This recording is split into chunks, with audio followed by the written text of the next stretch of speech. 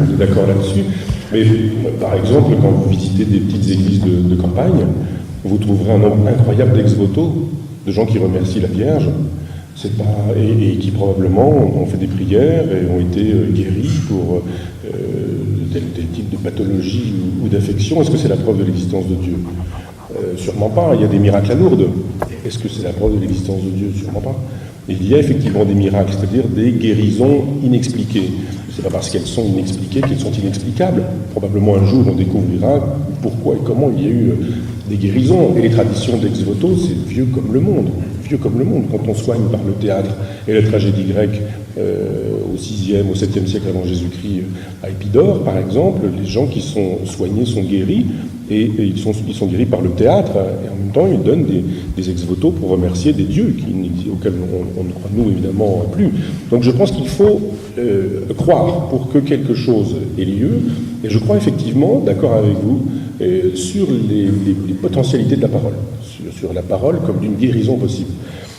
La parole comme une molécule, vous savez ce que c'est, vous avez travaillé et écrit sur ce sujet-là, mais je suis très, très matérialiste, très épicurien, très atomiste, et la parole, c'est effectivement susceptible d'une explication de physique. Ce sont des particules, des corpuscules, mais ça produit des effets. Quand on annonce à quelqu'un qu'on l'aime, quand on annonce à quelqu'un qu'on ne l'aime plus, on peut construire quelqu'un, on peut détruire quelqu'un.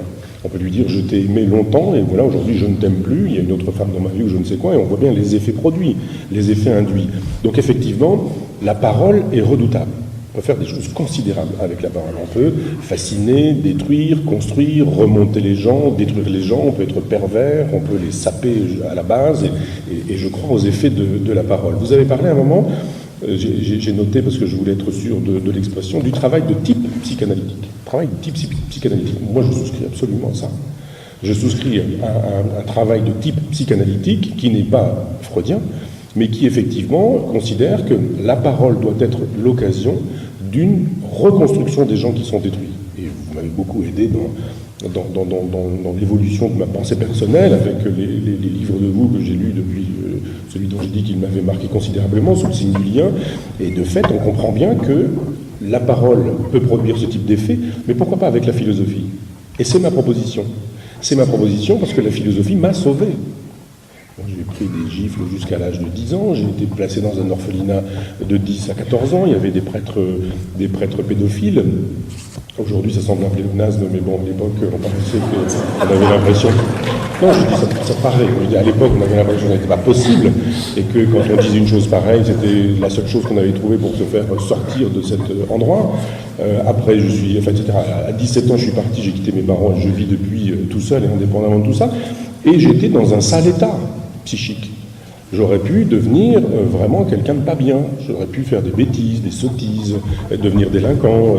J'ai senti la possibilité de ces choses-là. Et d'un seul coup, j'ai rencontré celui qui est devenu mon vieux maître, Lucien Gerfacon, professeur de philosophie antique, et un cours sur Lucrèce. Et ça m'a guéri. Ça m'a guéri parce que ça m'a permis de me reconstruire. Je me suis dit, on peut être moral, c'est-à-dire croire au bien et au mal sans être chrétien. On peut avoir une éthique du souci de l'autre sans que ça passe par le christianisme. On peut avoir une rectitude, on peut avoir une droiture, une envie éthique qui n'aura rien à voir avec ces gens qui nous disent des choses mais pratiquent absolument l'inverse. Je songeais à ces prêtres pédophiles. Et j'ai découvert dans la philosophie des possibilités de thérapie. Parce que la philosophie a longtemps été une thérapie. Longtemps.